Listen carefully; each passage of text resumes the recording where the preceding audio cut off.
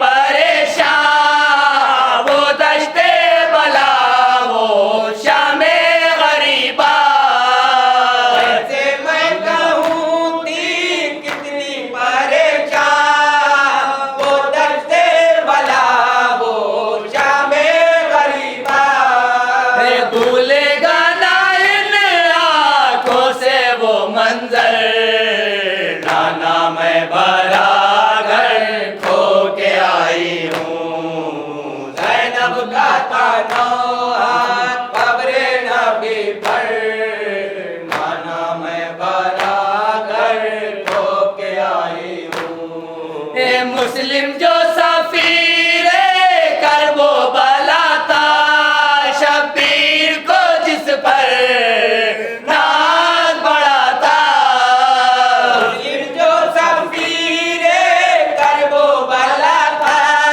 شبیر کو جس پر ناز بڑا تھا، تھا اس کا بھی لاشا کوفے کے در پر، نانا میں بھرا گھر کھو کے آئی ہوں، زینب کا تانا قبر نبی پر، نانا میں بھرا گھر کھو کے آئی ہوں، اے وہ بالی سکینہ شے کی کمائی، جس کو نہ ملی زندہ سے رہائی، وہ بالی سکینہ شے کی کمائی، جس کو نہ ملی زندہ سے رہائی، قید ستم سے جو مر گئی گھٹ کر، نانا میں بھرا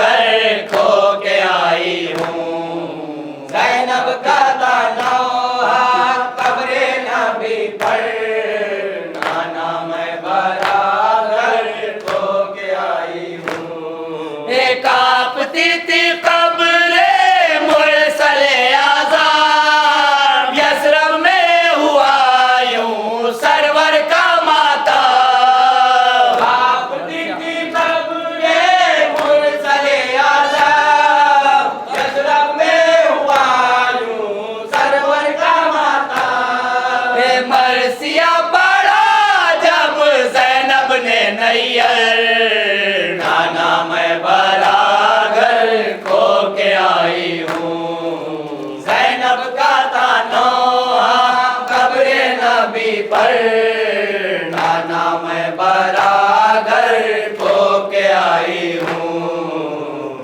سے سے سے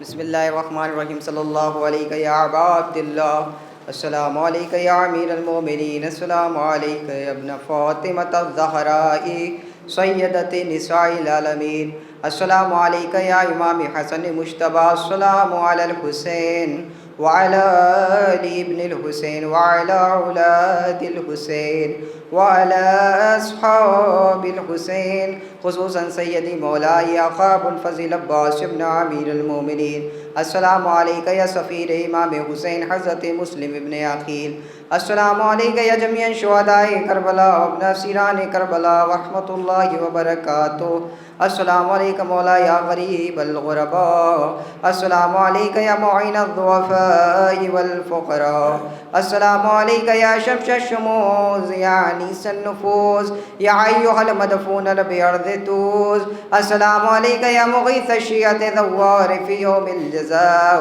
السلام علیکم یا سلطان العرب والعجم یا ابا الحسن یا علی ابن موسیٰ الرضا، روح جسمی لک الفدا ورحمۃ اللہ وبرکاتہ، السلام علیکم مولا یا صاحب العصر والزمان، الامان الامان الامان من فتنة الزمان، السلام علیکہ یا مظہر الایمان، السلام علیکہ یا کعبۃ الایمان، السلام علیکہ یا امام الانس والجان، السلام علیکہ یا شریک القرآن، السلام علیکہ یا امام زماننا هذا جل اللہ تعالی فرحجک وسأل اللہ تعالی مخرجک وظہورک وجعلنا من اعوانک وانصارک شیعتک ومحبینک ودعوتک لجدنا بمعصیتک۔ السلام علیکم ورحمۃ اللہ وبرکاتہ۔